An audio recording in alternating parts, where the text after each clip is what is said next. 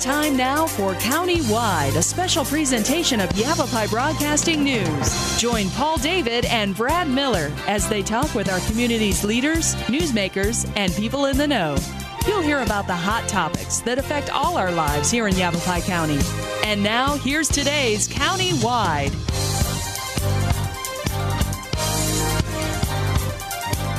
Welcome to Countywide. I'm Paul David. Good to have you in studio today. We were going to do this show last week, but our guest came under the weather, so he's here this week. Looks good, looks healthy. It's been years since I've seen you. Brian Klimowski with the National Weather Service in Flagstaff. He's the meteorologist in charge, and we're going to look back at the monsoon season, and was it any good? Was it no good? Was it good? And then we're going to look ahead at the winter and find out what we got storing for the winter. George Howard normally comes down and does this for us, but he's not here with us today. We got Brian Klimowski. How are you? I'm doing great. Thank you for having me on today. It's very good to see you. Good to see you. Very good to see you. We talk to you guys every week, and a lot of the faces I don't know yet, so I'm going to have to get over there and make sure I meet you guys. Before we get into how was the monsoon, you guys just had your open house this past Sunday, or Saturday. Yeah. And how did that go for you? It went great. We had about 200 people come to our open house on Saturday. We like to show people how we do our job, show them how we collect the data, how we do the magic behind the scenes. That is the weather forecasting that we do. It was a great event this year. And is there a way that, let's say, I'm interested in coming out and finding out, because the weather in Arizona, I don't know, it kind of fascinates me how, and it just happened again, how we went from summer, and granted the temperatures are in the 90s again in the Verde Valley this week, and it's a little warm. But in Flagstaff, you can see how it has gone from summer to fall, and it has happened literally within just a few days, where we were having low temperatures in the 40s, and now we're down to almost freezing. Yeah. Is that pretty common in Arizona? Yeah, it is. You know, once the nights start to get longer and the monsoon leaves, so the atmosphere dries out quite a bit, those low temperatures can just plummet. I mean, very quickly down to freezing. It seems like it happens overnight once the monsoon leaves. Yeah. It does happen overnight. Oh, and I wanted to clear something up before we get too far in the show. I am not a weatherman. People meet me and they say, "Oh, you're the weather guy. You're the guy that does the weather." But all I'm doing is taking what you put out and broadcasting, let people know what's going on. So I'm not a weatherman by all means. I'm not. But we couldn't do our job without you doing your part. So I think we've been working together for about 15 years, 16 years now. Yeah. I've been calling you guys on Fridays. Monsoon season. It seemed like it was, I don't know how to explain it. It seemed really bizarre this year. Usually it's one of those things where around the 4th of July, bam, there it is, and then about 3 o'clock in the afternoon, you see the clouds roll in, you get your couple of rains, and then it disappears. It just seemed odd to me this year, very different. How was our monsoon this year? It was, boy, you know what? It all depends where you were and when you were. Okay. It came in with a bang this year. July was a very wet month for almost all of northern Arizona. A lot of flooding, a lot of big storms. August was kind of a transition month, kind of hit and miss, depending on where you were. And then September was largely dry, drier than normal for most locations. So kind of came in like a lion, went out like a lamb this year. But big differences depending on where you were in the state. And it came in a little late, at least down here in the Verde Valley. I know 4th of July, I don't think it rained on the 4th of July. But then it was almost a week after that. So what was the slow start to it in some locations? Hit and miss. We actually thought it might start a bit early. We got in our moisture nice and early, like late June, early July, but didn't have the right upper air conditions to create the thunderstorms from that. So overall, it was about an average year as far as the start when you look at most of the locations in Arizona. So you got rainfall totals there in front of you. Sure do. I love those. Give me some of the hot spots for the monsoon. I tell you, one of the hot spots was right next door to us. Crown King came in with over 18 inches of rainfall. Really? Just from those 3 months? Just from the monsoon. That's right. From between July 1st through mid-September, 18 inches. And now I have to ask you this. Does the Gladiator fire, that blaze over there that happened prior to the monsoon, does that have, and I think I asked George Howard last time he was here too, and I'm trying to remember his answer now, shame on me, but we had the Schultz fire in Flagstaff, and I mean right after it happened we had that huge monsoons hit, it seemed almost like the clouds went right over the San Francisco peaks, just got behind there and dumped numerous times on that area and just flooded that area out. And then we saw the same thing happen at Crown King this year, where the monsoon, or the fire was put out, and the monsoon rolled in, and then all of a sudden you got mudslides, rock slides, the road washed out in a couple places. They're still working on the road up there trying to get that fixed. And I continue to hear how, as the monsoon continued throughout the summer, that Crown King, as you said, 18 inches of rain, 5 to 6, I think, was in one weekend alone, just seems to get hammered. Is there some kind of correlation between an area that's devastated by a wildfire and you get something like the monsoon come in? What we see is a correlation between the wildfires, which decimate the forest, and then make that area much more susceptible to flooding. Though the rainfall might not change that much, the response to the rainfall changes dramatically. To while normally you would have storms that might not flood the area, cause the washouts, cause all the runoff. Now they do almost every time. Now, your other question was, are the fires going to attract a larger amount of rainfall? Right. You know, we don't see really a strong correlation between that, simply because the winds blow in the atmosphere. And what I mean by that is, as storms form, even though they might be perhaps slightly more preferred to form over a burn area, the winds are going to move them off relatively quickly. Okay. So based on the statistics we have, we really don't see any large increase of thunderstorm activity over these burn areas after a given burn. A good example is the Wallow Fire. You know, Arizona's largest wildfire in history happened last year over the White Mountains. This year, didn't see much thunderstorm activity over that wildfire area. I'll be darned, because I was just thinking to myself that, you know, with all that black ash and black trees and all that darkness, that would just somehow create extra heat there, and maybe the storms would be more apt to slide in there, but that may not be the case. That's right. Well, if they form over that area from the extra heating which is going on, they're going to move off relatively quickly. So. Okay. So give me some more rainfall totals. Crown King, 18 inches. You're the big winner, Crown King. That's right. Belmont came in nice and strong with over 12 inches. Wow. Okay. We had about 160% of normal out in Belmont. Now get this.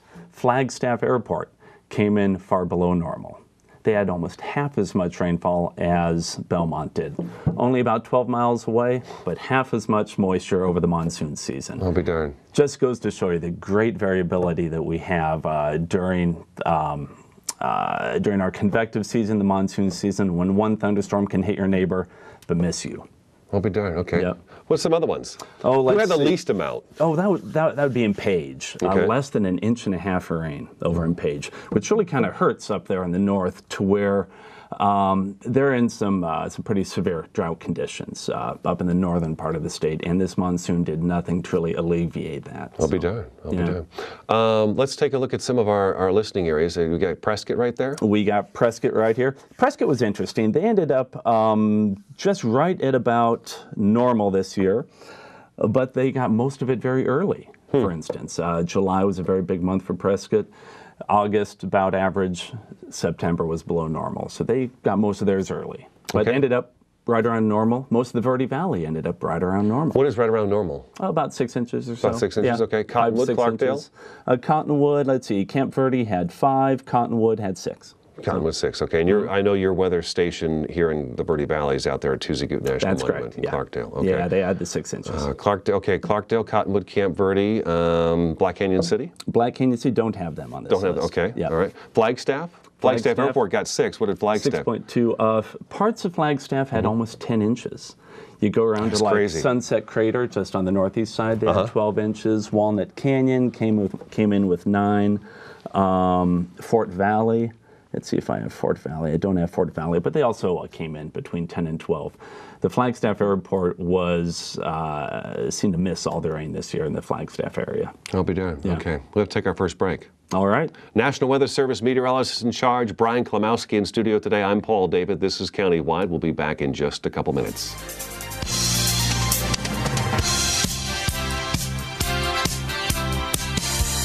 So, I'm kind of new here, but I've noticed a trend. My human does this funny thing where she goes around and gets all my toys, and then she hides them in that basket by the door. You know, but it's always the same basket, and it's always in the same place. And then she acts so surprised when I find them, but, you know, she's putting them in the same basket. again. It's like, hello, that's where you put it last time. You were the worst at hide and go seek.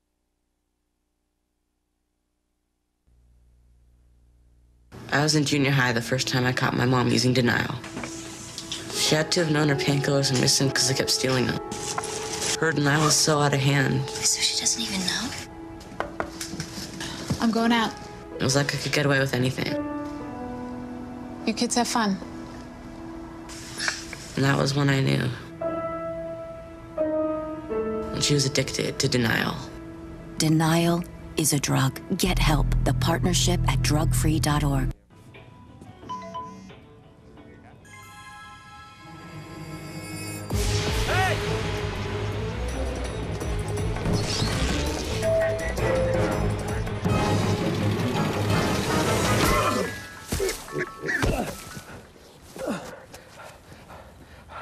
So, same time next week? Well, of course.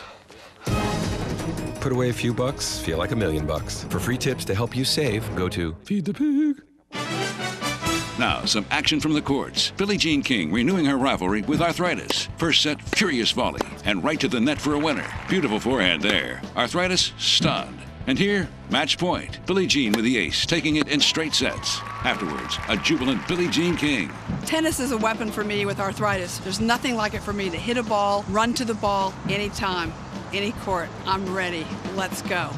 What's your weapon against arthritis? Find out at fightarthritispain.org.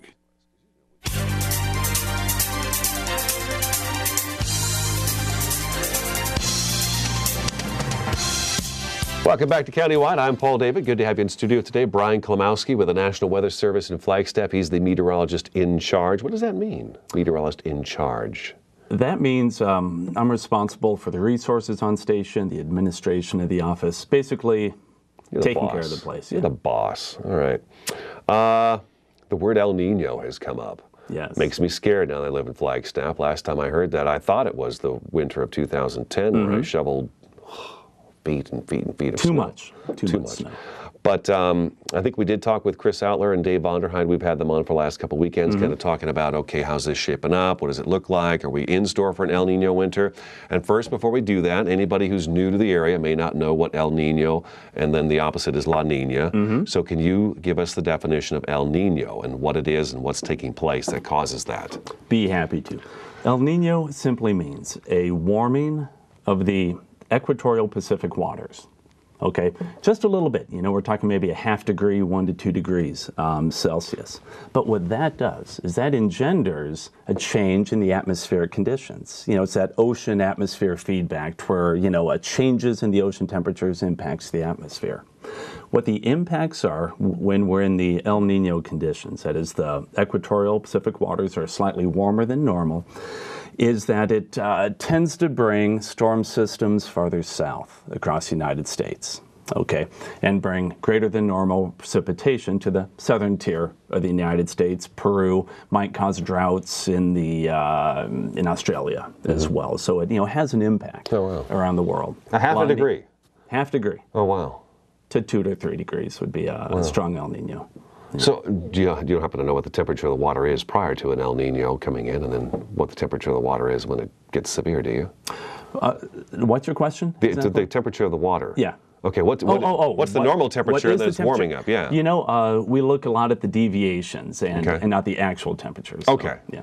Okay, all right. Because the last time we had this, I believe George Howard was here, and you guys, bless your hearts, you are so accurate with your weather forecast, and it's got to be a difficult thing to do with the difference in the terrains that you have to deal with and everything that the weather has to travel across in Arizona just to get to where it needs to go. When he was here, he showed me a graph, and we had it up on the screen of it.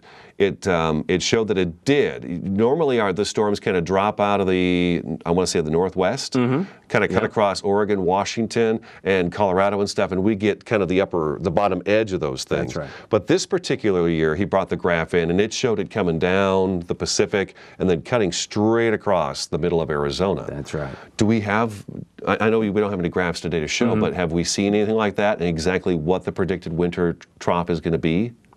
Am I making sense? Absolutely. What we have this year is a very weak El Nino. A weak El Nino. Okay, a very weak El Nino, which means the response to the atmosphere is going to be weak in itself. Now, what you were discussing with George was the change in the trajectory of the storms. Okay. During an El Nino winter, we're going to have more storms with that favored trajectory. You know, kind of like a big fire hose coming, you know, straight off the Pacific, you know, into Arizona. That the frequency of those kind of storms will be greater during an El Nino winter. This year, it's a weak El Nino, so the frequency might only be slightly higher of those type of events. Actually, you know, locally, we're pretty much forecasting the normal variability in a winter this year. The signal is so weak that it's not likely that we're going to see more precipitation than normal. Might it happen? Absolutely. I was going to ask you that next. Drier than normal? It sure might be as well. So there aren't really any strong signals one way or the other. Is there a kind of a cutoff period? Because I know now we have a monsoon season that runs this month to this month, and I think that's a great idea to have that as opposed to around this time to around that time. But is there, where was I going with this? Is there a cutoff time where you look at the El Nino, you start to see, okay, the waters are warming, that you say, okay, this is going to be this type of an El Nino winter, and that's going to be this type of El Nino winter. Does that make sense? This is about the time that we can make that determination. Oh, when we see, you know, the trends of the oceanic temperatures, we can see that they're going up. We have some numerical models that can tell us how high they're going to go and when they might start fading. Right now, it looks like the marginal El Nino conditions we have are going to peak here in the next couple months and start to tail off in the winter. But the response to the atmosphere is typically that it's a winter and springtime impact for us as far as the enhanced precipitation. So if this is going to be kind of a weak El Nino, and we're more in store for maybe a more normal just type winter, would that be the same as like last winter, which was, I think, a La Nina winter? Weak La Nina, yeah. A weak La Nina, so it'll be about the same? Boy, you know... I know I'm asking you for a lot here. You know, last year was just so strange because all of the moisture came early and all of it came late. I mean, you know, and then the middle of the winter didn't even feel like winter, did it? You know, it was warm in the 50s, hardly had any precipitation late December through early February. But those shoulder months, you know, were quite severe.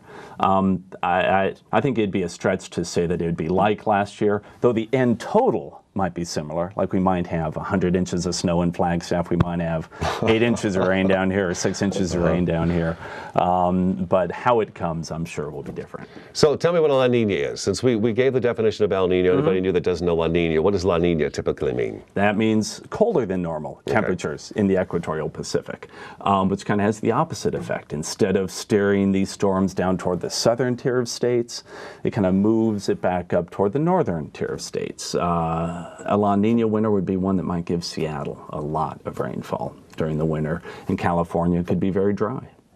So with this being a weak El Nino coming in, what does that mean if, let's say we have an average winter? What is an average winter in Flagstaff? Average winter, 100 inches. 100 inches of snow. What does that mean for spring and summer then, after that? Oh, good question. The effects of El Nino normally do continue through the spring, but there's little, if any, impact on the monsoon. Okay, there's this little signal on the El Nino or La Nina really impacting how much precipitation we get. The monsoon stands on its own. It kind of does, yeah. It's forced by mechanisms over the desert Southwest, which don't respond that greatly to the oceanic temperatures. Okay. All right, let's take a break. All right. Okay. National Weather Service meteorologist in charge, Brian Klimowski, in studio today. I'm Paul David. This is Countywide. We'll be back in just a couple minutes.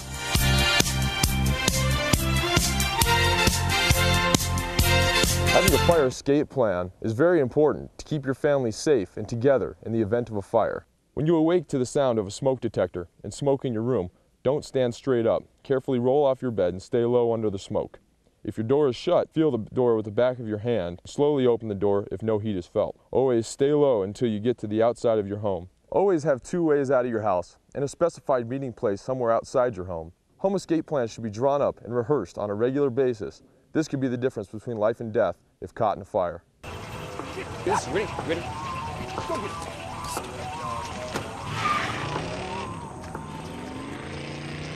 Oh, come on, Randy.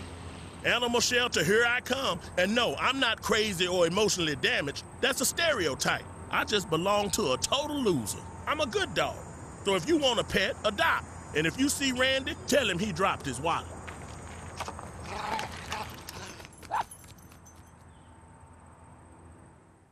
Fire can happen at any time. What would you try to save? My family photos. My grandfather's war memorabilia. My dogs. I'm firefighter Brandon Wacker with the Cotton Fire Department. A working smoke detector is your best defense in the event of a fire. Make sure you have a smoke detector in every room except your kitchen. Test them monthly and change the battery once a year. Take the time to save the things you can't replace.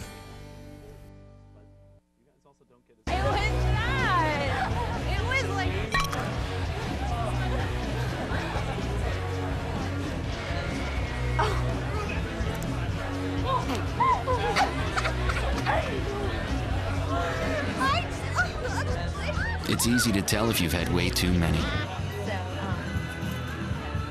But what if you've had just one too many?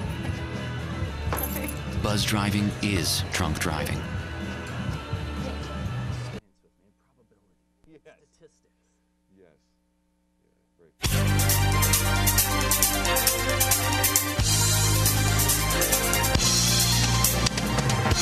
Welcome back to Countywide. Brian Klimowski with the National Weather Service in Flagstaff is in studio today. We've got a few minutes left in the program. Now, we talked at the beginning that you had your open house, and I've been out to your office, I think, once now in all these years. And it was just a few years ago. Very fascinating. Amazing stuff. Got to watch the balloon launch and everything there. If let's say maybe I got a school group or I've got a group of people that maybe Kiwanis Club or something like that, or curious as to how you guys do your job, is it possible to set up maybe a tour of the Weather Service office, which is in Belmont, west of Flagstaff? It certainly is. We have groups come in all the time. Just give us a call. Email us on our website. We can set up a time for you to take a tour. We can show you how we do the forecasting, watch a balloon launch. Yeah, anytime. Okay, and your website is noaa.gov/FGZ. That's correct. And if they're like me, they just type in National Weather Service Flagstaff and boom, your website. You'll get right there. Yep. Anything unusual this year in the weather that you can think of off the top of your head that really strikes you? Because last year you guys had tornadoes. And last year I know, although they caused devastation and stuff, to have a weather guy have tornadoes going by the office in Belmont to actually be able to see them, that's pretty amazing. Spectacular. Yeah. So anything this year that was so far that stands out that says, wow? Probably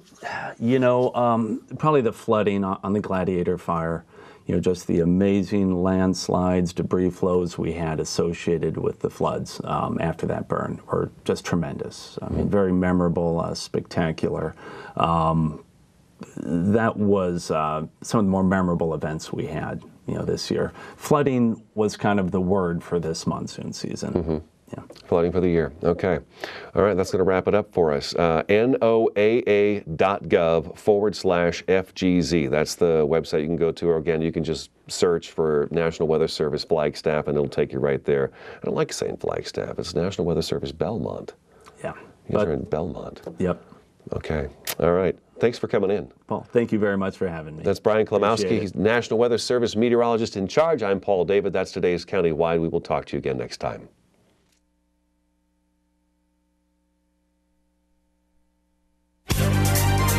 This has been Countywide, a special presentation of Yavapai Broadcasting News.